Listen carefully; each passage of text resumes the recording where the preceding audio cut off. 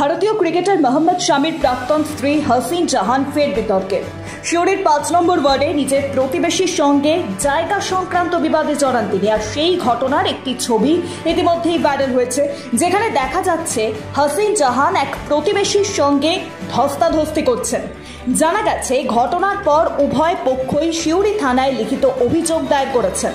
হাসিন জাহানের অভিযোগ, নাম উঠে এসেছে স্থানীয় তৃণমূল কংগ্রেস কাউন্সিলরের স্বামী কাজী ফরজুদ্দিনের। পাল্টা এলাকার কিছু বাসিন্দা ও প্রতিবেশীর অভিযোগ, হাসিন জাহান তাদের নানা মামলার ভয় দেখান এবং এলাকায় অশান্তি তৈরি করছে।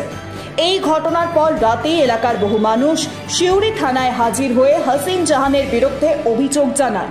সংবাদ মাধ্যমের প্রতিনিধিরা তার প্রতিক্রিয়া জানতে চাইলেও তিনি কোনো মন্তব্য করতে রাজি হননি। স্থানীয় সূত্রে জানা গেছে জায়গা সংক্রান্ত এই বিবাদ দীর্ঘদিন ধরেই চলছিল, তবে সম্প্রতি তা চরমে পৌঁছেছে।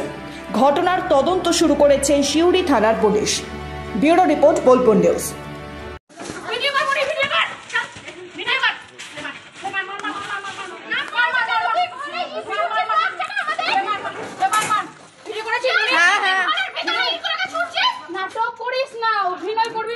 কি হয়েছিল বলো?